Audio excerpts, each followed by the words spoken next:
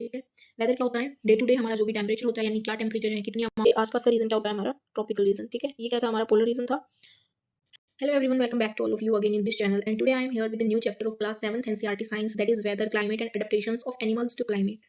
I hope कि आप लोगों ने पुरानी सारी क्लासेस देख ली हैं और उनके मॉक्स भी लगा लिए हैं, क्योंकि सीटेट प्रिपरेशन के लिए क्वालिफाई करने के लिए आपको मॉक्स जो है बहुत ज़्यादा इंपॉर्टेंट है, और इतने टफ हमारे मॉक्स भी नहीं होते हैं। हम चैप्टर, ये वाले चैप्टर जो मैं करवा रही हूँ, अगर आप इसको रीड करके एक बार भी मॉक खोलोगे तो आपके सिर्फ एक दो क्वेश्चन गलत होने की प्रोबेबिलिटी है, अदरवाइज आप पूरे क्वेश्चन को आराम से। तो स्टार्ट करते हैं। सबसे पहले आपको पता होना चाहिए वेदर क्या होता है, क्लाइमेट क्या होता है, ठीक है, अडेप्टेशन क्या होती है। हमने इससे रिलेटेड एक चैप्टर 6 क्लास में भी किया था, चैप्टर 7, ठीक है, जिसमें हमने अडेप्टेशन के बारे में पढ़ा था कि अडेप्टेशन क्या होती है।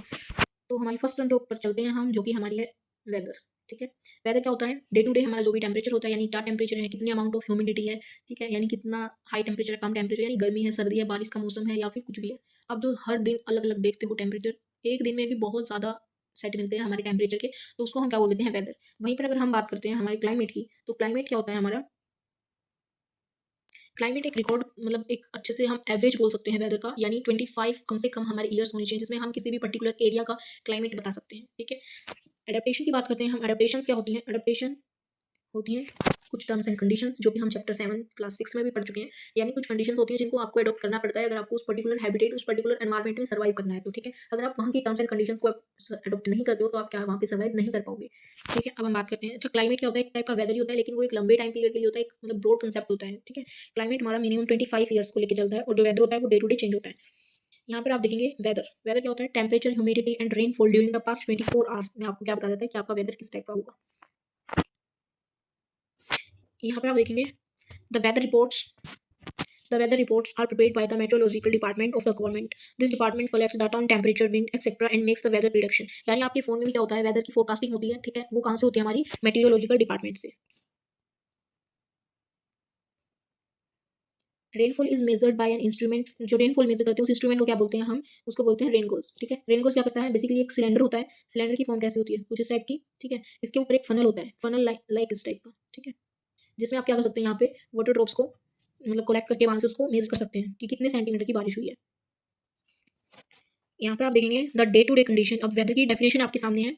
The day to day condition of the atmosphere at a place with respect to the temperature, humidity, rainfall, wind speed, यानी ये सारे इसके क्या है, एलिमेंट्स होते हैं वेदर के। एलिमेंट्स मतलब किस किस चीज को ध्यान में रखकर आप उस चीज का वेदर जो है वो डिफाइन कर रहे हो। Is called the weather at that place. The temperature, humidity and other factors are called the elements of the weather. जो वेदर को डिफाइन करते हैं उन एलिमेंट्स को हम क्या बोल देते हैं, एलिमेंट्स ऑफ वेदर। नेक्स्ट इस पे ऐसा कुछ नहीं है जो आपको अपने एग्जाम में हेल्पफुल हो। मैक्सिमम एंड मिनिमम थर्मामीटर हम 7th क्लास में चैप्टर 4 में भी डिस्कस कर चुके हैं। किसी भी प्रीवियस डे का जितना मैक्सिमम टेम्परेचर होता है और जितना मिनिमम टेम्परेचर होता है, उन दोनों को ही क्या बोलते हैं, मैक्सिमम एंड मिनिमम थर्मामीटर। ठीक है, यानी उस मैक्सिमम और मिनिमम टेम्परेचर को मेजर करने के लिए जो थर्मामीटर हम यूज करते हैं उसको हम क्या बोलते हैं, मैक्सिमम एंड मिनिमम थर्मामीटर। ये जो बॉक्स होते हैं आपकी बुक में, एनसीईआरटी में जो जो भी बॉक्स होते हैं वो बहुत ज़्यादा इंपॉर्टेंट होते हैं, क्योंकि उसमें कोई ना कोई फैक्चुअल चीज़ें आपको मिल सकती है। यहाँ से आप रीड करेंगे, all changes in the weather are caused by the sun. Weather में जो भी चेंजेस होते हैं वो किसकी वजह से होते हैं, सन की वजह से होते हैं। The sun is the huge spherical hot gases at a very high temperature. The distance of the sun from us is very large, even then the energy sent out by the sun is so huge, यानी बहुत ज़्यादा amount में हमें energy मिलती है, जबकि जो सन है वो बहुत ज़्यादा डिस्टेंस पे है। That it is the source of all heat and light on the earth, यानी जो अर्थ के ऊपर लाइट और हीट का सोर्स है वो यूनिक है, यानी सिर्फ एक ही है, कौन सा है, that is sun. So the sun is the primary source of energy that causes change in the weather. जो वेदर में चेंज करता है वो हमारा प्राइमरी सोर्स क्या है, हमारा सन है। Energy absorb and reflected by the earth surface. आपको पता है जो हमारी अर्थ है, मान लो ये हमारी अर्थ है, ठीक है, कोई भी एनर्जी सन से हमारी रेडिएशन आ रही है वो सारी की सारी एब्जॉर्ब नहीं होती है अर्थ से। आपको पता है कुछ तो ऑब्जर्व मतलब एब्जॉर्ब कर लेती है अर्थ, और कुछ रिफ्लेक्ट कर देती है कि वो वापस चली जाती है, और कुछ ट्रांसमिट हो जाती है, यानी आर पार निकल जाती है। ठीक है, किसी भी हीट की आप अर्थ के ऊपर भी देखोगे तो कोई भी ऑब्जेक्ट जो है वो 100% किसी भी चीज़ को एब्जॉर्ब नहीं कर सकता। अब अगर आप किसी भी चीज़ को मतलब पढ़ रहे हो, आप मान लो ये क्लास ही देख रहे हो, तो हो सकता है कि आपको 99% अच्छे से समझ में आ जाए, लेकिन वन टाइम में 99% समझ में आना is a very big thing. ठीक है, तो आप मतलब कुछ चीज़ तो आप एब्जॉर्ब कर लेते हो कि हाँ हमें ये चीज़ नहीं आती थी और हमने ये चीज़ सीख ली, और कुछ चीज़ आप क्या कर देते हो, रिफ्लेक्ट कर देते हो, यानी कि ये चीज़ हमें आती है और हमें ये नहीं चाहिए। ठीक है, तो ठीक वैसे ही हमारी अर्थ भी करती है। इस एग्जाम्पल से आपको अच्छे से क्लियर हो गया होगा। Okay, energy absorbed and reflected by the Earth's surface, ocean and the atmosphere play important role in determining the weather at any place. किसी भी प्लेस का वेदर डिटरमाइन करना है तो उसमें ओशियन और जो वहाँ का एटमोसफियर है वो बहुत ज़्यादा इंपॉर्टेंट रोल प्ले करता है। ठीक है, if you live near the sea, अगर आप समुद्र के पास रहते हैं, you would have realised that the weather at your place is different from that of the place in a desert और नियर ए माउंटेन। अब यहाँ पर क्या कह रहा है कि जो हमारा वेदर है वो क्या होता है, डिफरेंट होता है। डेजर्ट में अलग होता है हमारा, माउंटेन्स पे अलग होता है, और जो कोस्टल एरियाज है वहाँ पे अलग होता है। आपको पता है जो माउंटेन्स होती है वहाँ पे थोड़ा सा ठंडा टेम्परेचर होता है, यानी अच्छा होता है, जो मतलब वेदर वहाँ का बहुत अच्छा होता है। कोस्टल एरिया में मतलब बारिश होती रहती है, तो वहाँ का टेम्परेचर अलग होता है। जो डेज़र्ट है वहाँ पे दिन के समय बहुत ज़्यादा गर्मी हो जाती है और रात के समय जो सैंड है वो बहुत ज़्यादा ठंडी हो जाती है, यानी ज़्यादा ठंडी हो जाती है, तो रात के समय बहुत ज़्यादा ठंड हो जाती है। तो अलग-अलग जगह का अलग-अलग जो है वो वेदर होता है, ठीक है। नेक्स्ट है हमारी क्लाइमेट। क्लाइमेट हमने बताया जो एवरेज वेदर पैटर्न है, उसको हम क्या बोल देते हैं? क्लाइमेट बोल देते हैं। यहाँ से आप रीड करेंगे, the average weather pattern taken over a long time से 25 years minimum is called the climate of that place. अब बात करते हैं क्लाइमेट एंड अडेप्टेशन। क्लाइमेट और अडेप्टेशन यानी जिस क्लाइमेट की जो भी कंडीशंस होंगी, यानी अब हम अगर यहाँ पर हैं, हमारे यहाँ की कंडीशंस हैं कि हम यहाँ पर जीवित रह सकते हैं, लेकिन अगर कोई हमें अंटार्कटिका में छोड़ के आए तो हम क्या नहीं कर सकते, वहाँ पे सर्वाइव नहीं कर पाएंगे। तो वहीं की अलग अलग क्लाइमेट है तो उनकी अलग अलग अडेप्टेशंस हैं, ठीक है। सबसे पहले हम बात करते हैं पोलर रीजन की। पोलर रीजन में आपको पता है बहुत ज़्यादा ठंड होती है, ठीक है। पोलर रीजन पता है ना किसको बोल रहे हैं? ये हमारी अर्थ है, इसका ये वाला नॉर्थ पोल, ये वाला साउथ पोल, ठीक है। अब आप देखो कोई भी चीज़ अगर इसके मतलब ये अर्थ क्या कर रही है, ऐसे ऐसे घूम रही है, तो घूम रही है तो अगर आप पेन को घुमाओ एक बार, जो आपके हाथ में पेन है आप उसको घुमाओ और उसको घुमाओगे तो आप देखोगे कि उसका टॉप और जो बॉटम है वो उसी जगह पे है, ठीक है। वो मतलब घूम बेशक रहा है लेकिन वो उसी जगह पर है। लेकिन जो अर्थ के बाकी प्लेसेस हैं वो क्या कर रहे हैं, मतलब अपनी जगह चेंज कर रहे हैं। तो जो हमारा पोल्स हैं, नॉर्थ पोल और साउथ पोल, उसके बारे में क्या कह रहे हैं ये?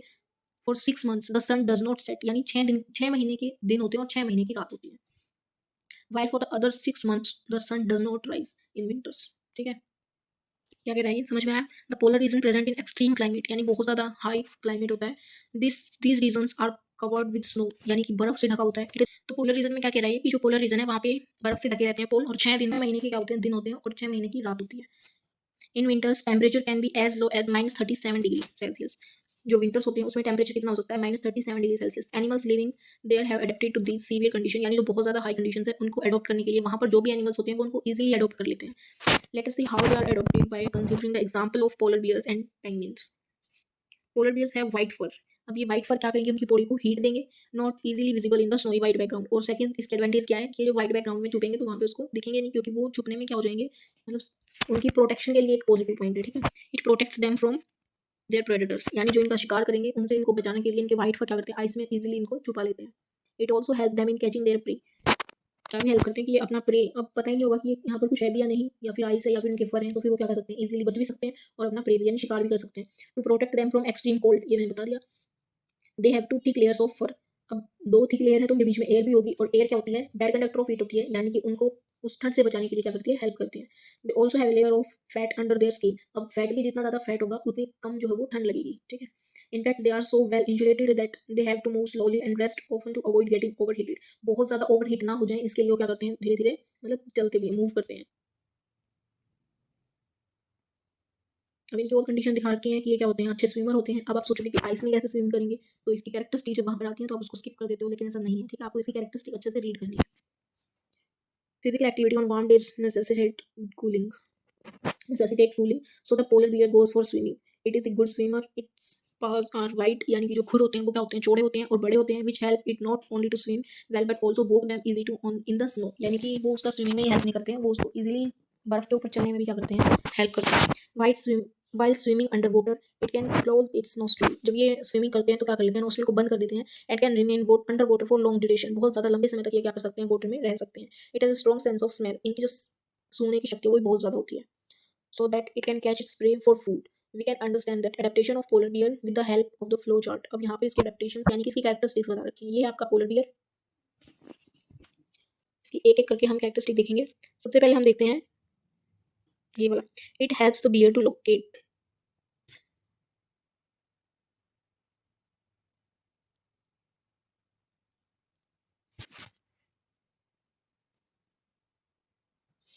ओके सबसे पहले हम बात करते हैं the white fur is not easily visible in the snowy white background. Basically हमने जो अभी थ्योरेटिकल रीड किया है ना उसी को एक फ्लो चार्ट की फॉर्म में इन्होंने रिप्रेजेंट कर दिया है। उसके बाद है its predator and prey are unable to see it. इनके वाइट फर हैं तो इनके जो शिकार होते हैं वो इनको देख नहीं पाते, और जिसका ये शिकार करते हैं वो भी इनको देख नहीं पाते हैं, तो ये अपना खाना आसानी से खा लेते हैं, ठीक है। ठंड से बचाते हैं। It has 2 thick layers of fur, 2 thick layer हैं फर की जो इनको क्या करते हैं, मतलब ठंड से बचाते हैं। They keep it these keep it warm in cold weather. The fat insulated its body from cold and keep it warm. उसके बाद it has a layer of fat under its skin. Next हमारा क्या है, it has a very strong sense of smell, यानी इसकी सूंघने की शक्ति बहुत ज़्यादा है। अब वो क्या करती है सूंघने की शक्ति, it it has the bear to locate and catch its prey, जो कि इसके प्रे को कैच करने में हेल्प करती है। नेक्स्ट हमारा है it has long curve and sharp claws, जो कि क्या करते हैं, these help it to walk on ice, जो कि आइस पे यानी कि बर्फ पे चलने में हेल्पफुल होते हैं। नेक्स्ट हमारा एनिमल कौन सा है जो आइस में मिलता है यानी कि पोलर रीजन में मिलता है, दैट इज पेंगुइन। पेंगुइन क्या करता है, it is also white and merges, मतलब इसकी भी वही कैरेक्टरिस्टिक है बेसिकली। तो penguins it is also white and merges well with white background, it also has a thick skin, यानी इसके ऊपर भी फर होते हैं, थिक स्किन होती है, बहुत ज़्यादा मोटी फैट की क्या होती है, एक परत होती है जो इसको कोल्ड मतलब ठंड से बचाती है, ठीक है। उसके बाद हैं जो हमारे पेंगुइन होते हैं, ये यहाँ पर फिट इसके पैर दिखाए गए हैं पेंगुइन के, यहाँ पर आप देख सकते हैं इसके पैर कैसे होते हैं, बिल्कुल मतलब जो इसको स्विमिंग में क्या करते हैं, हेल्प करते हैं। Like polar bears penguins are also good swimmers, ये भी अच्छे स्विमर होते हैं। इनकी बॉडीज कैसी होती हैं, स्ट्रीमलाइंड होती हैं, जो कि वहाँ पर अच्छे से क्या कर सके, मतलब मूव कर सके, एडप्ट कर सके वहाँ के कंडीशंस को, ठीक है। As their feet have web making them good swimmers, यानी कि ये एक तरीके से आप यहाँ पर ये देख पा रहे हैं, जैसे भैंस के पैर में होते हैं, ठीक वैसे ही क्या होते हैं इनके भी, मतलब खुर एक तरह के होते हैं, ठीक है। Making them good swimmer. Other animals living in the polar regions are many types of fishes, musk oxen, reindeers, foxes, seals, whales, and birds. It is to be noted that while fish can remain under cold water, मतलब fish वहाँ पर जिस type की fish मिलती है ना, वो क्या कर सकती हैं, कोल्ड वाटर में रह सकते हैं फॉर लंबे टाइम तक, ठीक है। Birds must remain warm to survive, यानी जो बर्ड्स होते हैं उनको भी मतलब एक वार्मनेस की जरूरत होती है सर्वाइव करने के लिए। They migrate to warmer region. आपने सुना होगा जो साइबेरियन क्रेन होती है वो क्या होती है, हमारे यहाँ राजस्थान भरतपुर में क्या आ जाती है, मतलब जब वहाँ पर ज़्यादा ठंड हो जाती है तो वो यहाँ आ जाती है, और जब वहाँ का जो क्लाइमेट है वो एडेप्टेबल हो जाता है तो फिर वो वापस चले जाते हैं। India is one of the destinations of many of these birds. You must have seen or heard about the Siberian crane that comes from Siberia to places like Bharatpur in Rajasthan and Sultanpur in Haryana. जो सुल्तानपुर हमारा हरियाणा के अंदर है ना, हमारा वन्यजीव अभयारण्य Sultanpur national park भी है, तो वहाँ पर क्या होते हैं, ये आ जाते हैं। यहाँ पर कुछ पिक्चर्स दिखाई गई हैं माइग्रेटरी बर्ड की। उसके बाद नेक्स्ट हमारा था tropical rain forest. Tropical region आपको पता है गर्म होता है, ठीक है, वहाँ का क्लाइमेट, यानी यहाँ से आप रीड करेंगे tropical region has generally hot climate because of its location. क्योंकि ट्रॉपिकल रीजन कहाँ होता है, ये हमारी इक्वेटर है, और इसके आसपास का रीजन क्या होता है, हमारा ट्रॉपिकल रीजन, ठीक है। ये क्या था, हमारा पोलर रीजन था। ओके, तो यहाँ पर क्या होती है, हीट ज़्यादा होती है, यानी टेम्परेचर यहाँ का क्लाइमेट कैसा होगा, बहुत ज़्यादा गर्म होगा। Temperature is generally higher than about 15 degree Celsius during hot summers. The temperature में भी क्रॉस 40 डिग्री सेल्सियस, यानी बहुत ज़्यादा गर्मी हो जाती है तो टेम्परेचर वो 40 डिग्री सेल्सियस को भी क्रॉस कर जाता है। Days and night are almost equal in length throughout the year. These regions get plenty of rainfall. अब आपको पता है अगर यहाँ पर क्या होगी, ये हमारी अर्थ है, अब यहाँ पर हीट ज़्यादा है, तो जहाँ पर हीट ज़्यादा होती है वहाँ पर जो वाटर बॉडीज होती है वहाँ पे इवेपोरेशन भी ज़्यादा होगा। इवेपोरेशन ज़्यादा होगा तो क्लाउड ज़्यादा बनेंगे, क्लाउड ज़्यादा बनेंगे तो फिर रेन ज़्यादा आएगी, ठीक है। यानी डेली क्या आती है, इक्वेटर के ऊपर बारिश आती है। वहाँ पर जो जो लिविंग एनिमल्स यानी एनिमल्स रहते हैं वो कौन से, हमारे monkeys, apes, gorilla, tiger, elephants, leopards, lizards, snakes, birds and insect. ये सब क्या है, जो हमारी इक्वेटर या फिर हम क्या बोल सकते हैं ट्रॉपिकल रेन फॉरेस्ट है, वहाँ पर ये वाले एनिमल्स मिलते हैं। ये न्यू वर्ल्ड का मोंकी दिखाया गया है। Many tropical animals have sensitive hearings, यानी इनकी जो हियरिंग पावर होती है वो ज़्यादा होती है, आई साइट तेज होती है, थिक स्किन होती है जो कि वहाँ पे गर्मी को बर्दाश्त कर सके, ठीक है। And skin colour which helps them to camouflage, यानी कि उनको छुपने में जो वो हेल्प करता है, ठीक है। By blending with the surroundings this is to protect them from predators. ये क्या करते हैं, इनको प्रेडेटर से यानी शिकार से क्या कर सकते हैं, बचा सकते हैं। फॉर एग्जाम्पल बिग कैट्स, यहाँ पर टोकन दिखाया गया है, लॉइन टेल्ड मैकेकू दिखाया गया है, ये सब क्या हमारी ट्रॉपिकल रेन फॉरेस्ट के एनिमल है। Have thick skin and sensitive hearing, ये हमने पता है, हमने पढ़ा है कि उनकी जो हियरिंग पावर है वो ज़्यादा होती है, जो आई साइट होती है वो तेज होती है, और जो उनका कलर होता है वो कैसा होता है, ब्राउन होता है या फिर स्किन कलर का होता है। The lion tailed macaque also called bearded ape, यहाँ पर दिखाया गया है ये वाला, ठीक है। इसको आप देखेंगे, इसकी कैरेक्टरिस्टिक क्या क्या है। Its most outstanding feature is the silver white mane which surrounds the head from the cheeks down to its chin. यानी इसका मतलब क्या कहना चाह रहा है कि जो ये इसकी गर्दन पर क्या होते हैं मेन, यानी कि इसकी गर्दन के जो हेयर है उसको बताया गया है। ये देखो इसके हेयर, यहाँ से आप देख सकते हो ये वाला पोर्शन क्या हो रहा है, इसके सिर से लेके या इसकी जो चिन होती है उसके बिल्कुल नीचे तक क्या आ रहे हैं इसके हेयर, यानी इसकी ये क्या है, इसके कैरेक्टरिस्टिक है, ठीक है। क्योंकि ये सब किसके होते हैं, जैसे शेर हो गया, एनिमल्स के होते हैं, ठीक है। बर्ड्स में क्या हमारा लॉइन टेल, इसीलिए इसको क्या बोला गया है, लॉइन लॉइन टेल्ड मोकेको।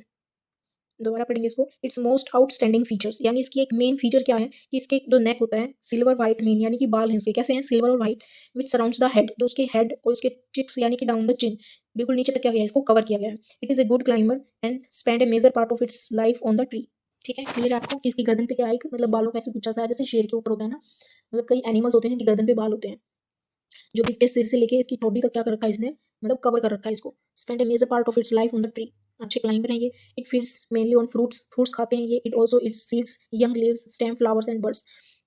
नेक्स्ट हमारा है this beard ape also search for insects under the bark of the tree, यानी जो ट्री होता है उसके अंदर भी क्या करता है ये, जो इंसेक्ट है उसको ढूंढता रहता है खाने के लिए, यानी खा लेता है। It rarely comes down on the ground, अब इसका गुजारा ऊपर से ही हो जाता है तो ये नीचे क्यों आएगा, तो बहुत ही कम रेयर चांस में क्या करता है ये नीचे आता है। Another well known animal of India tropical rain forest is the elephant. Elephant के बारे में आपको पता होना चाहिए कि इसकी स्ट्रॉन्ग सेंस ऑफ स्मेल होती है, यानी कि सूंघने की शक्ति बहुत ज़्यादा होती है, ठीक है। Strong sense smell. उसके बाद है इट्स टस्क, यानी उसके जो दांत है मॉडिफाइड टीथ होते हैं, इसके जो बाहर वाले ये दिख रहे हैं ना आपको, मतलब बाहर जो दो वाले दांत दिखते हैं ये इसके दांत नहीं होते, इसके मतलब ये इसके सींग नहीं होते हैं, हमारे मॉडिफाइड टीथ होते हैं उसके, ठीक है। उसके बाद नेक्स्ट हमारा है its tusk are modified teeth this can tear and bark off trees that elephant loves to eat. यानी जो झाड़ियाँ वगैरह जो जो भी ये खाता है उसको निकालने में क्या करती है, उसकी हेल्प करती है। So the elephant is able to handle to competition for food rather well. मतलब बहुत अच्छे से ये कॉम्पीट कर सकता है अदर एनिमल्स के साथ खाने को लेके, ठीक है। Larger ears of the elephant help it to hear even very soft sounds. They are मतलब बहुत ज़्यादा आराम से कोई भी चीज़ होगी तो वो ये उसको भी सुन सकता है, ठीक है। यानी इसकी हियरिंग पावर अच्छी है। Help the elephant to keep cool in the hot and humid climate. इसके जो कान है वो क्या करते हैं, इसको मतलब ठंडा रखने में भी बहुत ज़्यादा हेल्प करते हैं। नेक्स्ट हमारे कीवर्ड्स हैं दैट इज एडेप्टेशन। एडेप्टेशन क्या होती है, यानी किसी भी जगह पर आपको सर्वाइव करने के लिए वहाँ की कुछ कंडीशंस को मानना होता है, उनको हम क्या बोलते हैं, एडेप्टेशन बोलते हैं। एडॉप्ट करना होता है। क्लाइमेट क्या होता है हमारा, यहाँ से हमने देखा एडेप्टेशन क्या होती है, कुछ टर्म्स और कंडीशन होती हैं जो किसी भी पर्टिकुलर हैबिटेट में रहने के लिए हमें अडॉप्ट करनी होती हैं। उसके बाद क्लाइमेट क्या होता है, 25 ईयर्स के दौरान मतलब क्या क्या वेदर में चेंजेस आए हैं उन सबका एक ब्रॉड कंसेप्ट क्या होता है, हमारा क्लाइमेट होता है। एलिमेंट्स ऑफ वेदर क्या होते हैं, जिससे हम वेदर को आइडेंटिफाई कर सकते हैं, डिफाइन कर सकते हैं कि किसी भी पर्टिकुलर एरिया में कितनी ह्यूमिडिटी है, कितने टेम्परेचर है, क्या वहाँ का मतलब रेन की क्वांटिटी कैसी कितनी है, तो उससे ये सब क्या है, हमारे एलिमेंट है इसके वेदर के, ठीक है। ह्यूमिडिटी किसको बोलते हैं, कि हमारे एटमॉस्फेयर में कितनी amount of water vapours present है। नेक्स्ट हमारा है मैक्सिमम टेम्परेचर, किसी भी दिन का मैक्सिमम टेम्परेचर कितना हुआ उसको हम क्या बोलते हैं, मैक्सिमम टेम्परेचर। माइग्रेशन होता है एक जगह से छोड़ के दूसरी जगह पे जाना, जैसे माइग्रेटरी बर्ड हमने पढ़ा है इस चैप्टर में। मिनिमम टेम्परेचर होता है किसी भी जगह का कम से कम टेम्परेचर। उसके बाद पोलर रीजन, यानी कि अर्थ होती है, अर्थ के जो पोल्स हैं वहाँ के रीजन को क्या बोलते हैं, पोलर रीजन बोलते हैं। ट्रॉपिकल रेन फॉरेस्ट जो इक्वेटर के पास पाए जाते हैं उनको हम ट्रॉपिकल रेन फॉरेस्ट बोलते हैं। ट्रॉपिकल रीजन वहाँ के जो रीजन है उसको हम क्या बोल देते हैं, यानी इक्वेटर के नियर बाई एरिया को हम ट्रॉपिकल रीजन बोलते हैं। वेदर किसको बोलते हैं, यानी कि डे टू डे हमारा जो चेंजेस आते हैं एटमॉस्फेयर में उसको हम क्या बोल देते हैं, वेदर बोल देते हैं। आई होप कि आपको क्लियर हुआ है चैप्टर। यहाँ पे इसकी समरी दे रखी है जो कि आप रीड करेंगे, और अगर चैप्टर की पीडीएफ चाहिए तो आप टेलीग्राम चैनल ज्वाइन कर सकते हैं, हमारा चैनल के डिस्क्रिप्शन में उसका लिंक दे रखा है, तो आप वहाँ से इस चैप्टर की पीडीएफ भी ले सकते हैं। सो मिलते हैं नेक्स्ट क्लास में, till then take care, bye bye and thank you for